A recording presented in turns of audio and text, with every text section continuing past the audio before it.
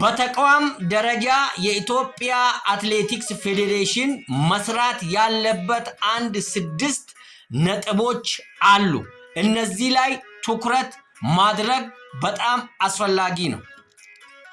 አንደኛውና የመጀመሪያው ታሌንት መፈለግ፣ ታሌንት አይደንቲፊኬሽን የሚባለውን ታዳጊዎችን ከክልሎች እንደዚሁም ከትምህርት ቤቶች መፈለግና ማብቃት፣ ያሉትን አትሌቶች ታዳጊዎች ደግሞ በኢንፎርሜሽን ደረጃ አይቶ የት እንዳሉ እነሱ እንዲረዱ ማድረግ። ሁለተኛ ስልጠናና ኮች እድገት፣ ዘመናዊ የስልጠና ስርዓት መስራት፣ ኮች በሳይንስ ዘዴ እንዲያሰለጥን ማበረታታት፣ ሪከቨሪ ሳይኮሎጂ እነዚህ ላይ ኑትሪሽን ላይ እንዲሰራ ማድረግ፣ መሳሪያዎችን ማዘጋጀት፣ የሩጫ መስመሮች፣ የትራክ ማሻሻያዎች፣ ማዕከሎች ይሄ እየተሰራ ነው። በዚሁ እንዲቀጥልና ለውጥ እንዲመጣ መስራት አለበት። የኢትዮጵያ አትሌቲክስ ፌዴሬሽን ድጋፍና ሽልማቶች፣ አትሌቶችን በገንዘብ በማበረታታት በሀገሩ ላይ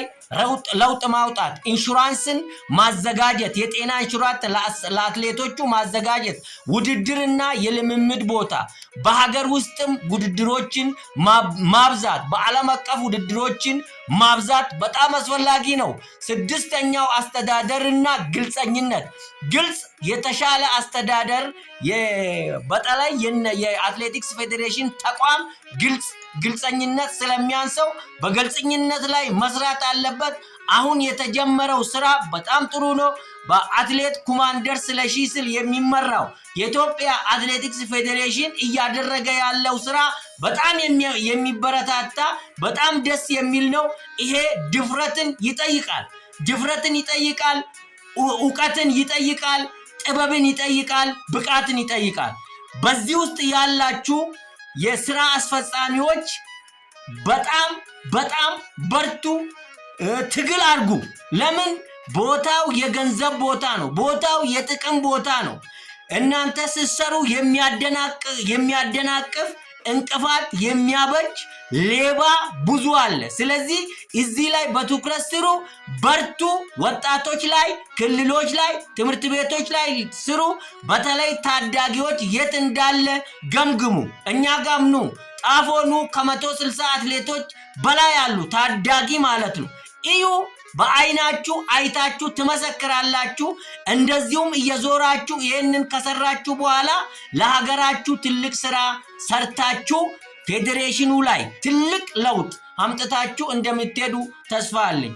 ይሄ ተስፋ በጣም ውስጤ የለመለመው በዘንድሮ የኢትዮጵያ አትሌቲክስ ሻምፒዮና 55ኛው በጣም የሚገርም ተስፋ የሚሰጥ በአዳዲስ አትሌቶች የታዩበት፣ አዳዲስ ሪከርዶች የተሰበሩበት፣ በጣም ዲሲፕሊን የታየበትና የዓለምን ቴክኖሎጂ ሁሉ የተጠቀምንበት በጣም ምርጥ ጊዜ ስለነበረ ለኢትዮጵያ አትሌቲክስ ፌዴሬሽን በኮማንደር አትሌት ስለሺ ስል ለሚመራው ተቋም በጣም ምስጋና አለኝ። አሁንም ይቀራል። አሁንም ለውጥ ያስፈልጋል። እየተጓተተ መጥቶ እናንተ ላይ የወደቀ እናንተ እንድትቀይሩት የሚፈለገው እኛም አይናችሁን የምናይበት ነገር አሁን አለ። ስለዚህ እሱ ላይ ትኩረት ይደረግ። በአሰልጣኞች ላይ ትኩረት ይደረግ። ይሄ ማለት በጣም በሳይንሳዊ ዘዴ ማሰልጠን ላይ ትኩረት ይደረግ።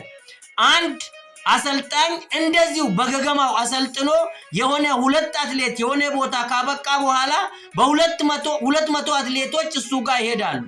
200 አትሌቶች ይዛ ይሰለጥናሉ። ከ200 አትሌቶች 20 አትሌቶች ከላከ ሁል ጊዜ የሚገነው እሱ ነው።